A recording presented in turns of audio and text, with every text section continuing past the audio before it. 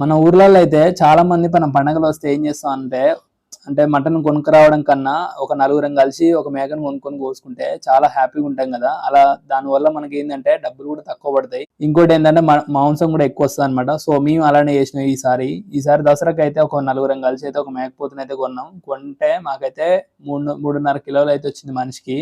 So దీని వల్ల ఏంటంటే మనం కోసుకున్న అయితే మటన్ అయితే కొంచెం మంచిగా ఉంటది. అంతేకాకుండా టేస్ట్ కూడా మంచిగా ఉంటది. ఇప్పుడు బయట కోస్తే వాళ్ళు ఏ మేకలు కోస్తారో తెలియదు. ఒకవేళ మీరు కూడా నెక్స్ట్ పండగకి అయితే ఇలానే ట్రై చేయండి. మేమైతే ఈసారి ఇలా ట్రై చేసినాం.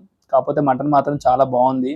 ఇలాంటి మటన్ మీకు ఎంతమందికి ఇష్టమో మన వీడియోకి అయితే లైక్ చేయండి. అంతేకాకుండా ఇలాంటి మీరు కూడా మీ ఇంట్లో కూడా ఇలానే ముగ్గురు నలుగురు కలిసి కోసుకుంటే మాత్రం మన వీడియోలో కామెంట్ అయితే మెన్షన్ చేయండి. మేమైతే ప్రతి పండగకి ఇలానే చేద్దామని ఇప్పటి నుంచి అయితే అనుకుంటున్నాం. దీనివల్ల మనకు డబ్బులు సేవ్, అంతేకాకుండా మటన్ కూడా మంచిగా ఉంటుంది. మటన్ అయితే లాస్ట్ కి అయితే ప్రిపేర్ అయింది. చాలా టేస్టీగా అయితే స్మెల్ అయితే వస్తుంది. చూస్తుంటే నాకైతే ఊరిలో వస్తున్నాయి, తినాలనిపిస్తుంది. ఎందుకంటే ఇందులో మూలిగ బొక్క అయితే ఉన్నది. లాస్ట్ కి అయితే అన్నం పెట్టుకుని అయితే మూలిగ బొక్క వేసుకుని అయితే నేను అంతే తిన్నానమాట. ఎంతమంది మూలిగ బొక్క మీ సైడ్ ఏమంటారో మన వీడియోకి అయితే కామెంట్ లో పెట్టండి. ఇంకోటి ఏంటంటే నేనైతే లాస్ట్ కే తిన్నా, టేస్ట్ మాత్రం అదిరింది అసలు. ఈసారి దసరాకి బగారన్నంతో విత్ మటన్ అయితే తింటే చాలా చాలా అంటే బాగుంది. సో ఇలాంటి ఫుడ్ ఐటమ్స్ ఎంతమందికి ఇష్టం మన వీడియోకి అయితే లైక్ చేయండి. అంతేకాకుండా మరిన్ని వీడియో